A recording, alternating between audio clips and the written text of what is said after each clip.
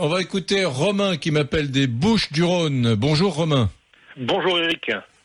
Alors Romain, qu'est-ce que vous pensez de cette interdiction des manifestations que beaucoup de gens à gauche comme à droite espéreraient?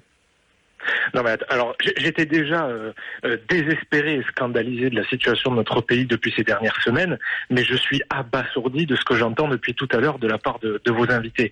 Je terminerai par une question juste après avoir expliqué mes propos, mais c'est quand même ahurissant ce qui se passe dans notre pays, et oui, il faut maintenant interdire ces manifestations, même si, attention, et ça justifie un petit peu les raisons pour lesquelles vous avez aujourd'hui 54% des auditeurs qui sont contre, il n'y a pas une majorité absolue, c'est qu'il faut bien distinguer la manifestation, qui est un droit, c'est vrai, mais dans notre pays, on ne répète jamais assez les devoirs auxquels on doit s'abstenir. Le droit de blocage n'existe pas, il est interdit. Le droit de destruction n'existe pas, il est interdit. Au-delà de ça, ces deux choses, au-delà d'être interdites, sont même répréhensibles. Et c'est là où est le problème, et c'est sur le seul point où je serai d'accord avec vos deux interlocuteurs, c'est qu'on a une absence de fermeté totale de la part de notre gouvernement. On doit avoir un gouvernement qui doit être ferme face à ces manifestations, mais aussi face à ce qui s'est passé dans le football. Aujourd'hui, est-ce que vous imaginez une seule seconde des Français faire ce que des Russes ont fait dans notre pays, faire ça en Russie? Mais on aurait eu un président qui serait monté sur son estrade pour fusiller les Français et leur comportement. Nous, on a un gouvernement qui reste là. Est-ce que vos auditeurs ont entendu le mot utilisé par Bernard Cazeneuve hier pour justifier ceux qui ont cassé cet hôpital Necker? Des sauvageons. Non mais attendez, des sauvageons. Ça ne s'appelle pas comme ça. Donc à un moment donné, il faut de la fermeté. Donc oui, il faut interdire ces manifestations, parce qu'en arriver à casser un hôpital public où on accueille des enfants, c'est scandaleux. Je terminerai par cette question qui est destinée à votre auditeur.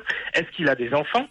Si oui, comment ces enfants auraient réagi s'ils s'étaient retrouvés hier face à des casseurs comme ceux-ci, et comment lui aurait réagi en tant que parent? Gabriel Rosenman, cheminot à Sud, qui parliez juste avant Romain là, des Bouches-du-Rhône. Je pense que cette question s'adresse à vous. Est-ce que vous pouvez me la répéter? J'ai un petit moment d'absence. Est-ce que vous avez des enfants, dit-il, et comment vos enfants auraient réagi? C'est ça, Romain? Moi, j'ai pas encore le plaisir d'avoir des enfants, mais le jour où j'en aurai, j'espère qu'ils auront à la fois des manifestations tranquilles, sans violence policière et sans bris de vitre, et qu'ils auront aussi un travail avec des bonnes conditions de travail. Monsieur, on ne pourra pas les licencier à la simple demande de l'employeur. C'est ça que j'espère pour l'avenir de mes enfants, moi. Monsieur, ma question n'est pas celle-ci. J'ai deux parents qui travaillent à l'hôpital Nord Assistance Publique de Marseille, qui sont aides-soignantes tous les deux, et qui n'ont pas fait jouer leur droit de grève. C'est leur droit, même s'ils sont pour ces grèves. Donc je connais l'assistance publique, je le connais parce que mes parents y travaillent, mais vous n'avez pas répondu à ma question. Si demain vous venez à avoir un enfant ou un cousin en bas âge qui est dans un hôpital et qui se retrouve face à une telle situation, comment vous auriez réagi en tant qu'oncle ou père? J'attends une réponse à cette question. Non mais faut être un peu sérieux. Briser des vitres, c'est grave, mais les manifestants, en l'occurrence, sont pas allés dans des chambres pour menacer les enfants. Par contre, on a quelque chose qui est un peu de cet ordre-là qui s'est passé au collège Surcouf de Saint-Malo il y a quelques semaines, où on a des policiers qui sont rentrés et qui ont cassé des bras de collégiens. 11 collégiens blessés. Donc aujourd'hui, le danger... Le danger de la France, c'est la police pour vous, Gabriel. Dans les manifestations, bien sûr. Aujourd'hui, c'est la police. C'est les violences policières, bien sûr. Les Français doivent redouter la police. Moi, j'ai eu le plaisir de renifler du gaz lacrymogène pendant 3 heures hier, et il venait de la police, il venait pas des manifestants.